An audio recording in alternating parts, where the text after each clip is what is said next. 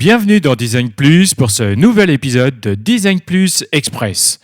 Cette série dure tout l'été avec des nouveaux invités et 10 nouvelles questions. Pour ce nouvel épisode, je reçois David Marbach. David est Head of Design et je l'ai reçu dans Design Plus en septembre 2019 dans un épisode sur le Design Thinking.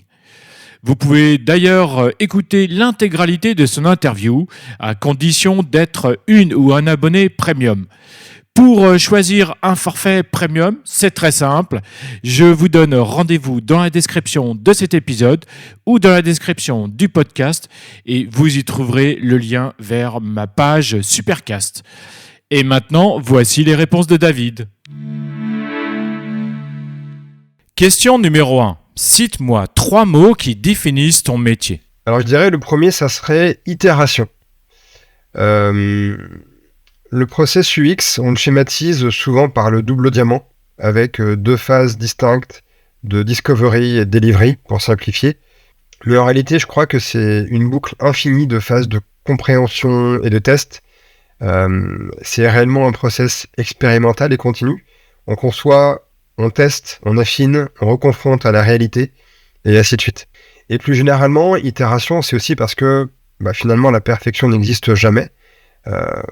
Et notre travail, dans toutes ces dimensions, est fait de tâtonnements, d'approximations successives, que ça soit en termes d'expérience, en termes de qualité de service ou de process. Le deuxième terme, alors j'hésite entre symbiose et synergie, parce que travailler dans le produit, quelle que soit la fonction, peut-être encore plus pour un designer, c'est de réunir et mélanger des expertises variées. Produits, marketing, tech, service client, finance, sales, légal, etc. Et en réalité, la solution nous dépasse tous individuellement. Et donc, personne n'a le monopole de la solution. C'est pour ça qu'on parle de conjugaison, de synergie des expertises, de pluridisciplinarité. Et synergie aussi, car il y a beaucoup de problématiques en une souvent. Et le design n'est fait que de contraintes, d'objectifs, de problèmes qui se conjuguent, qui s'additionnent. Et on le sait, une bonne solution à un problème donné, un problème qui est multifacette, doit être aussi multifacette. Il y a un mélange de plusieurs choses. Ça doit être à la fois désirable pour l'utilisateur, faisable techniquement, viable économiquement et durable maintenant. Et le troisième terme, je dirais, c'est la méthode. Moi, j'assume une certaine exigence en termes de méthodologie, d'approche des problèmes. Je pense qu'avoir de la structure et de la méthode, ça permet d'être efficace.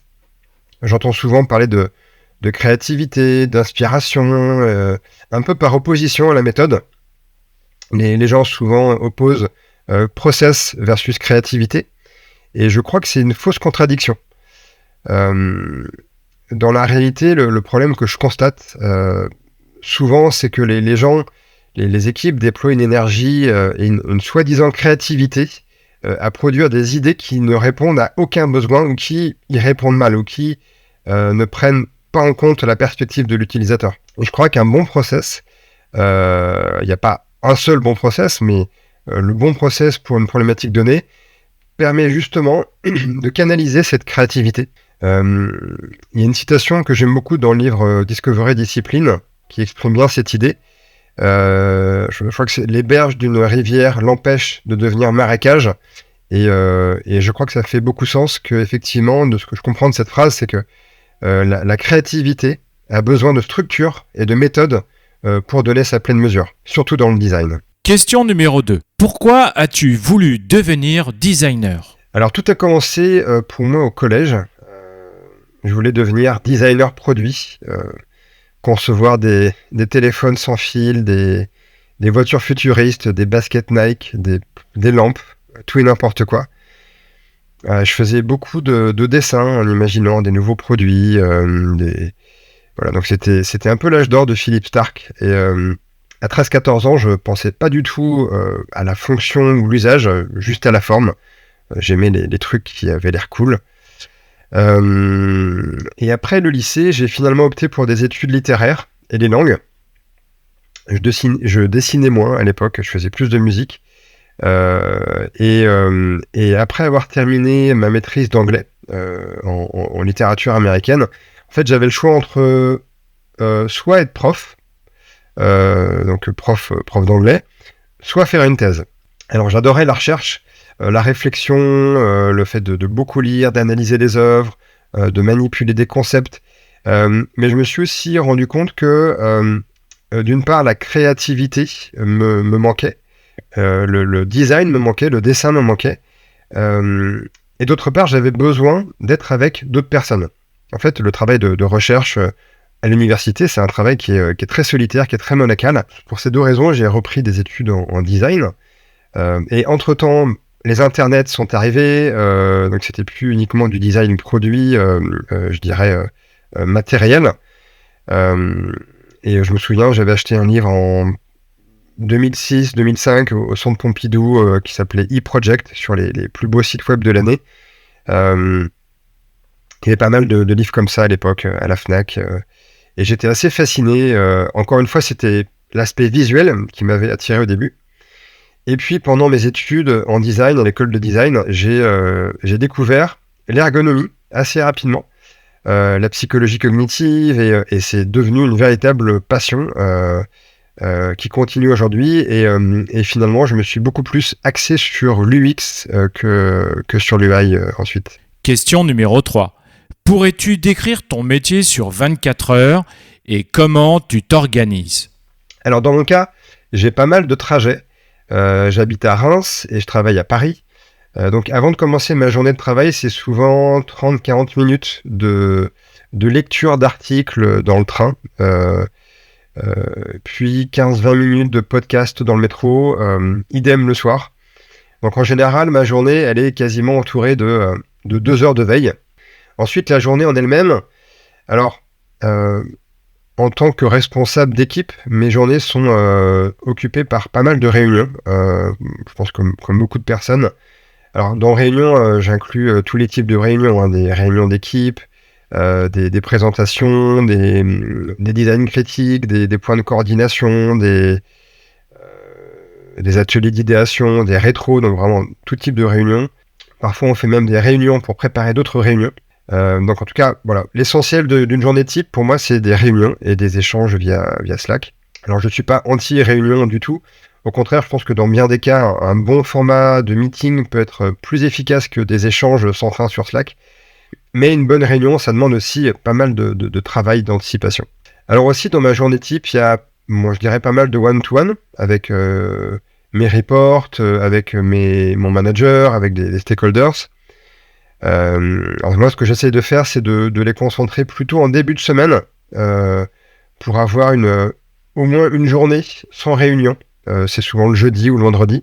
Et encore une fois, les one-to-one, ça implique la préparation en amont, de faire une synthèse ensuite avec des next steps. Donc, ma journée type, c'est aussi beaucoup de lecture, d'analyse, des documents de cadrage, des synthèses sur Notion, des benchmarks, des analyses, des études de marché, des synthèses sur une phase de recherche, des recommandations donc sur du design. Donc voilà, beaucoup d'analyses, de lecture de documents. Souvent, il y a 1 ou 2 recrutements en cours, donc ça veut dire revoir des job desks, revoir des CV, faire des entretiens, faire des réunions pour débriefer. Et dans une journée type, je dois avoir peut-être 2-3 fois 30 minutes max pour avancer sur des sujets très très macro, sur de la stratégie, sur de la vision, sur des actions du type mettre à jour une grille de compétences, des guidelines, des rituels. Donc on n'a jamais assez de temps pour ça. C'est pour ça que j'essaye d'avoir au moins un jour de focus plein une fois par semaine pour un peu prendre de la hauteur sur quelques sujets clés et macro. Question numéro 4. Quelle est ta plus grande réussite en tant que designer ? Alors, je dirais la refonte UI que j'ai menée chez Les Furets il y a quelques années. Je n'étais pas le seul, bien évidemment, responsable de ce travail. Alors déjà, je suis très fier du résultat purement UI. J'étais très, très heureux des effets positifs de ce que ce redesign a pu générer aussi à plusieurs niveaux. Déjà, je me suis vraiment battu pour faire prioriser ce sujet qui était loin d'être dans la shortlist des priorités à l'époque. Donc j'ai vraiment pris mon bâton de pèlerin pour essayer de rallier des stakeholders. Donc il y a eu beaucoup de politique et de travail d'influence en interne. Il a fallu notamment sortir une agence de communication qui était bien implémentée dans la boîte depuis des années et qui voulait prendre la main sur la refonte et la brand. Donc il y avait un premier succès à ce niveau-là. C'était aussi une réussite du point de vue des KPI. Au niveau des KPI business, on a généré beaucoup de profits suite à ce redesign purement UI. Comment dire, réussite au niveau des KPI utilisateurs, parce qu'on a eu dès lors des feedbacks clients vraiment excellents sur l'expérience, sur le design. Quand on faisait des tests, on avait vraiment des feedbacks spontanés sur le design, donc c'était vraiment super appréciable sur le design et aussi sur l'image de marque. Et puis il y a aussi une très bonne collaboration entre les équipes produits marketing pour créer cet écosystème cohérent. Donc le fait que le design et les éléments de brand soient cohérents et appréciés, c'était vraiment une réussite parce que c'était un des objectifs qui n'était pas simple. Et ça a été surtout une réussite au niveau de l'évangélisation du process UX en interne, dans une boîte qui initialement avait un ADN très tech, très, très back-end même. Et voilà, en fait, à travers ce projet, on a vraiment mis en place une collaboration très, très forte entre produits, design et tech. Notamment au niveau du product trio. Alors, chez nous, c'était PO, design, designer et dev, qui était vraiment hyper efficace et qui a perduré ensuite, puisque à la suite de ce redesign, en fait, le process UX, le trio, l'itération, etc., le fait de problématiser les choses, voilà, enfin, tous les éléments, tous les ingrédients du process UX ont été ensuite bien implémentés dans les futurs projets, dans les futurs squads. Les designers ont été intégrés dans les product teams. Leur expertise était vraiment comprise, reconnue. Et la relation produit tech design était vraiment très bonne, avec beaucoup de solidarité, de bienveillance, d'implication et d'exigence aussi. Donc une réussite surtout à ce niveau-là. Connais-tu Notion ? Personnellement, c'est l'application que j'utilise toute la journée, tous les jours, pour gérer le podcast, mais aussi pour une partie de ma vie privée. C'est à la fois mon espace de travail personnel, mais aussi celui que je partage avec les futurs interviewés pour préparer chaque épisode. Donc Notion, tu peux l'utiliser pour tous tes projets professionnels et personnels, en mode solo ou avec ton équipe. Et depuis quelques mois, Notion a intégré une IA, une intelligence artificielle.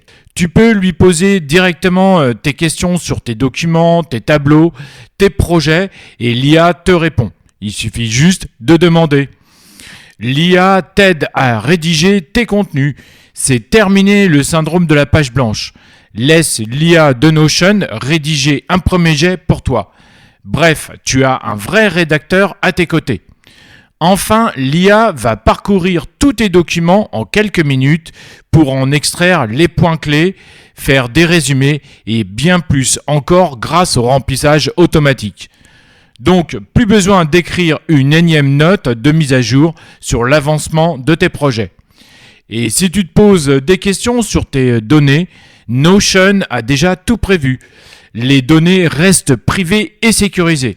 Le programme est conforme au RGPD et CCPA. Donc c'est un super atout pour avancer plus vite et mieux. Pour en savoir plus et essayer l'IA de Notion gratuitement, clique sur le lien qui se trouve dans la description. Question numéro 5. Quels sont les freins les plus courants que tu rencontres et comment les combats-tu ? Pour moi, le premier frein, c'est la résistance au changement. Je pense que c'est la force la plus puissante de l'univers. Dans toutes les entreprises où j'ai travaillé, j'ai trouvé des fervents défenseurs du statu quo.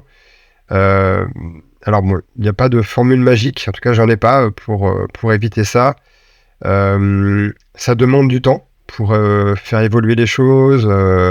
Il faut bien sûr essayer de comprendre pourquoi les choses sont comme ça. Il faut écouter, il faut expérimenter. Il faut aussi, je dirais, évaluer si un changement est possible.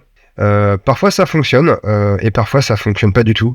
J'ai d'ailleurs quitté ma précédente boîte car ma vision et les changements que je voulais opérer et ne correspondaient pas du tout à la vision du DG. Ça convergeait pas, donc voilà, j'ai préféré partir. Le deuxième frein, c'est ce que j'appellerais des guerres territoriales souvent entre le marketing et les équipes UX sur qui own, qui est responsable de la voix du client, par exemple. Il y a toujours eu ces petites guerres. Des guerres territoriales aussi entre PM et l'UX sur les rôles et responsabilités. Il y a eu souvent des tensions que j'ai pu observer à droite à gauche dans plusieurs entreprises, dans plusieurs équipes. Et ma stratégie sur ces questions, c'est, je dirais, de changer de dialectique. Parce que la question qui se pose souvent, c'est « Ok, qui fait quoi ?» Et on fait des tableaux de responsabilité, etc. Moi, je pense que la question, c'est plutôt comment on fait ensemble. Aujourd'hui, on est loin de l'époque du waterfall avec des cycles en V où chacun avait un périmètre très très défini, très cloisonné. Et je pense que la bonne stratégie, c'est d'accepter des overlaps, des chevauchements entre les disciplines, d'encourager la co-responsabilisation et la co-construction, vraiment le faire ensemble. Et après, bien sûr, tout dépend de la topologie des équipes, où sont situées les expertises. Parfois, il y a pas d'overlap parce que les expertises sont présentes dans une fonction, pas dans une autre. Des fois, un PM va avoir une forte sensibilité UX et un UX va avoir des fortes sensibilités produits. Donc, dans ces cas-là, il faut encourager l'overlap et le faire ensemble. Mais bon, en tout cas, je pense que le plus souvent et de plus en plus dans l'avenir, il y aura de la porosité entre les disciplines et je pense que c'est positif. Donc, évitons les guerres territoriales inutiles. Le troisième frein ou obstacle, c'est...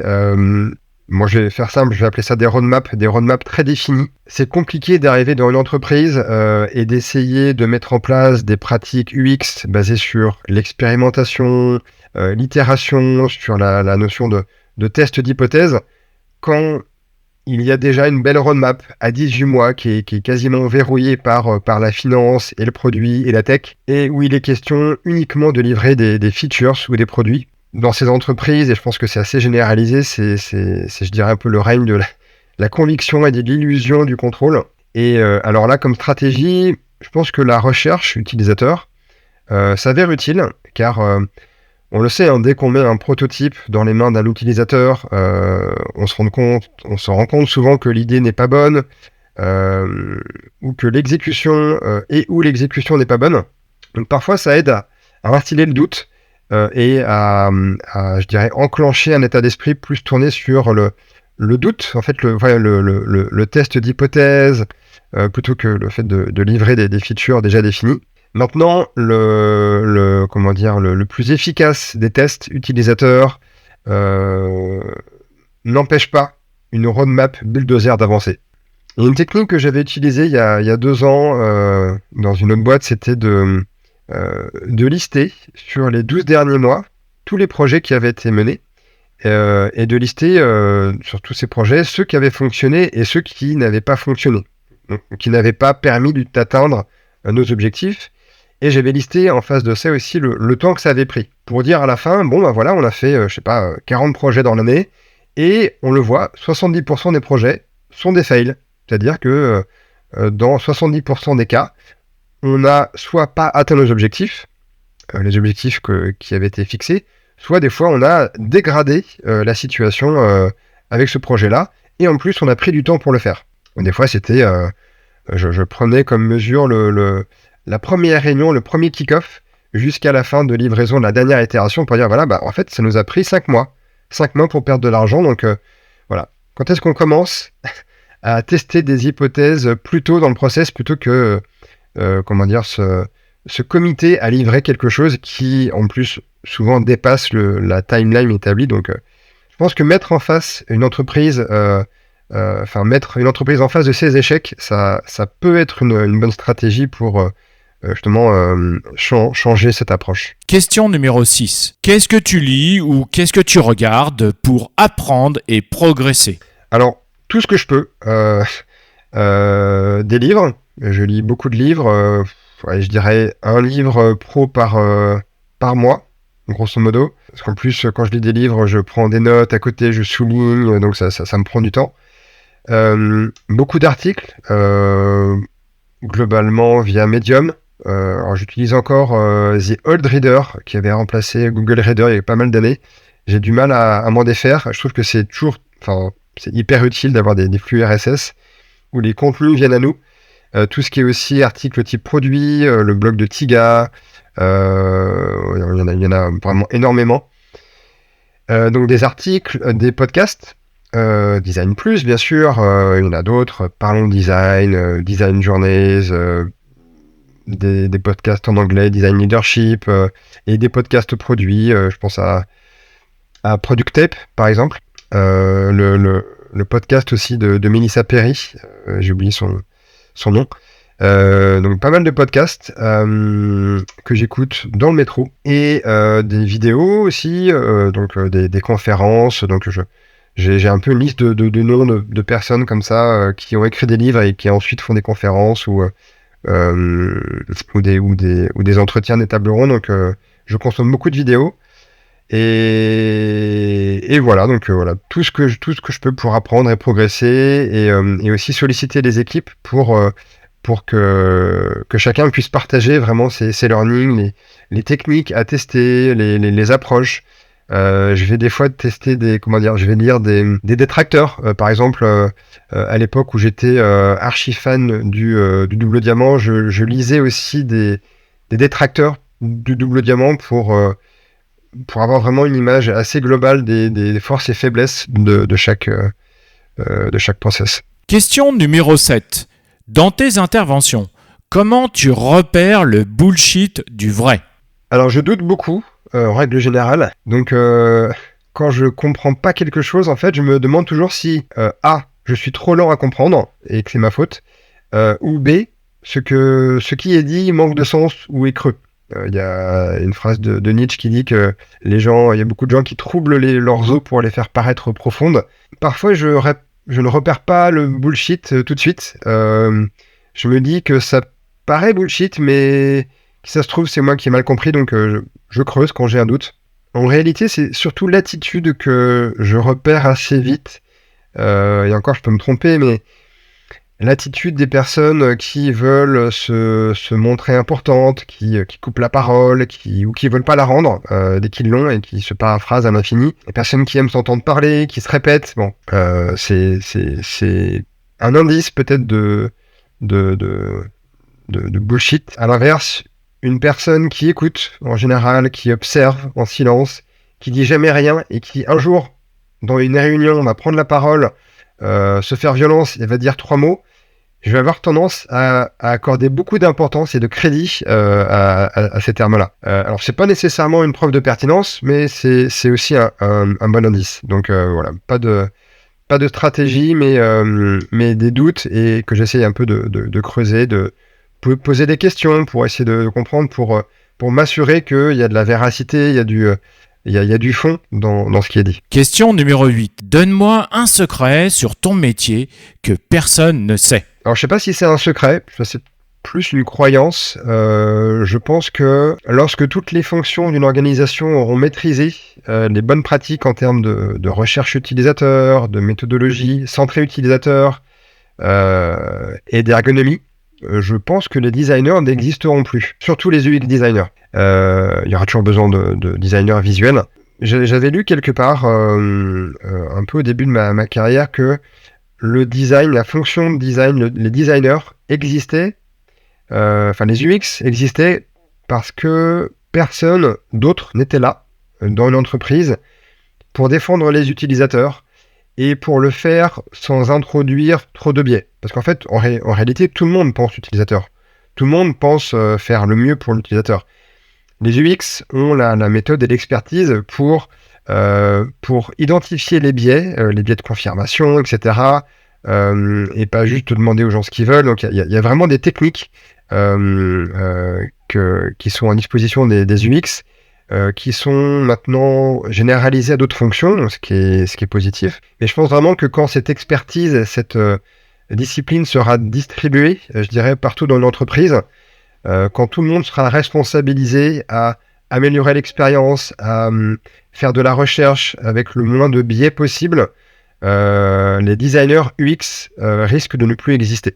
Mais le design expérience utilisateur survivra, bien sûr. Question numéro 9. Penses-tu que les IA, les intelligences artificielles, pourraient révolutionner nos métiers et ou modifier certaines de nos pratiques ? Et aujourd'hui, les IA ont une capacité notamment de synthèse qui est vraiment phénoménale. Donc par exemple, pour une recherche utilisateur, on entre beaucoup de données un peu en vrac et ça ressort sous forme de tableaux structurés et hiérarchisés. C'est vraiment incroyable. Pour les études de marché, les IA donnent déjà des insights super pertinents et en fait ça ne peut que s'améliorer. Donc moi j'y crois énormément.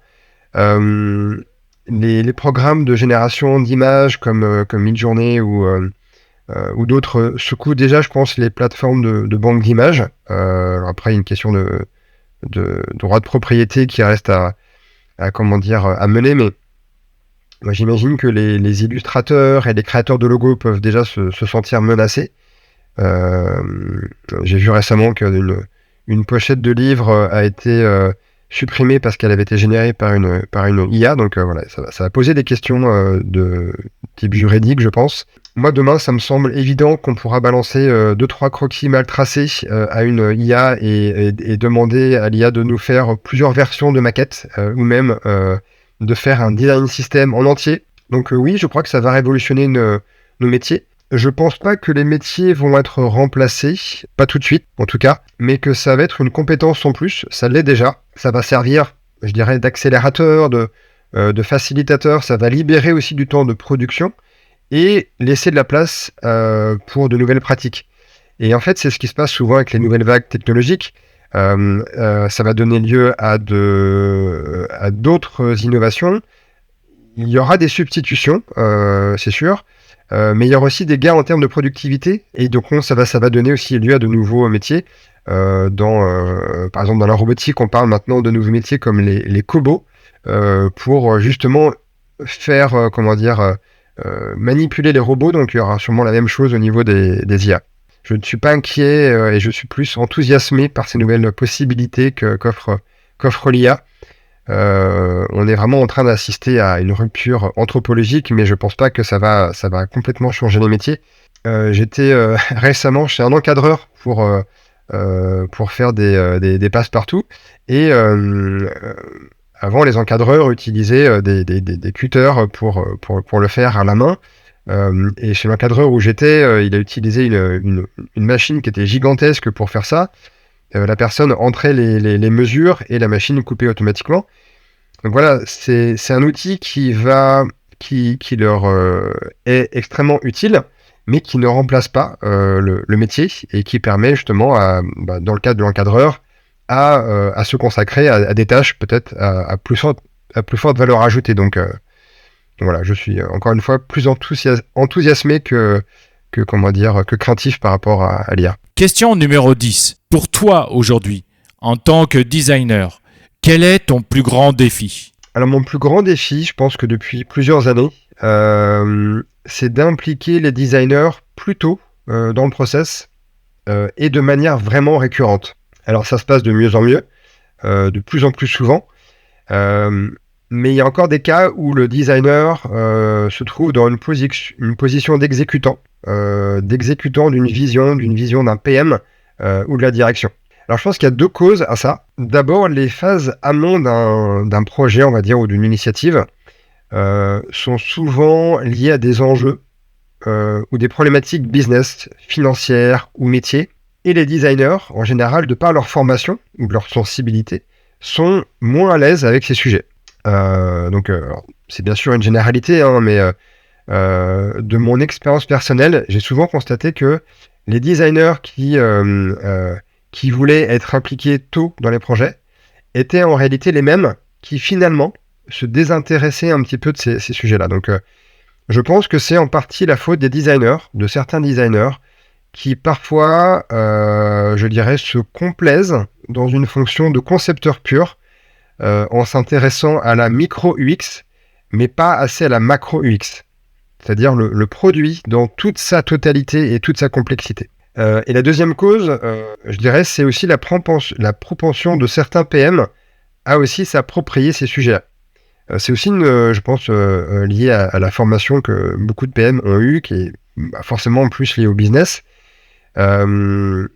J'ai toujours vu des PM, encore une fois, pas systématiquement, mais souvent, des PM ou des chefs de projet qui mettaient un peu les designers à l'écart de ces réflexions qui sont très structurantes, avec une logique du type un peu, toi t'es designer, tu fais le design, nous on parle business. Et j'ai eu des expériences dans différents types d'organisations, dans du e-commerce, dans l'assurance, dans du SaaS, en agence aussi, et je crois que plus le sujet est complexe, moins les designers font l'effort de comprendre le produit en profondeur.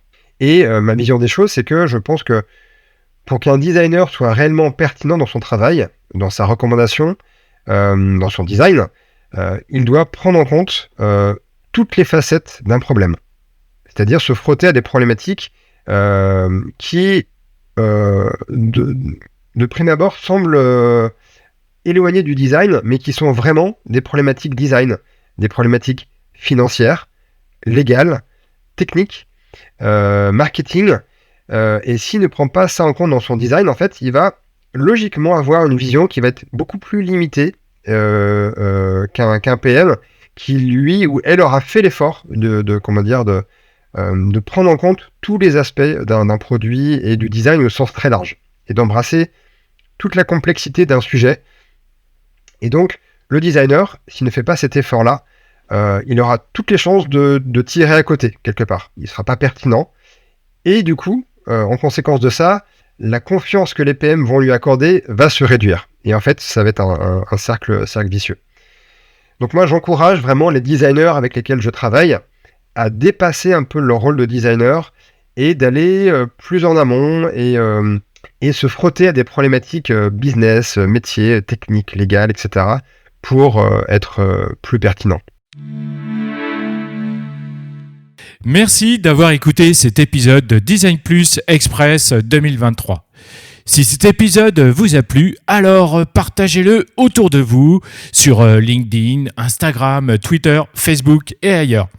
Je vous invite aussi à noter maintenant le podcast sur votre plateforme d'écoute et d'écrire un commentaire sympa pour le faire grimper sur votre plateforme. Enfin, pour ne pas rater les prochains épisodes, pensez à vous abonner sur votre plateforme d'écoute. Et je vous donne rendez-vous vendredi prochain pour écouter un nouvel épisode. À bientôt sur Design Plus. Salut!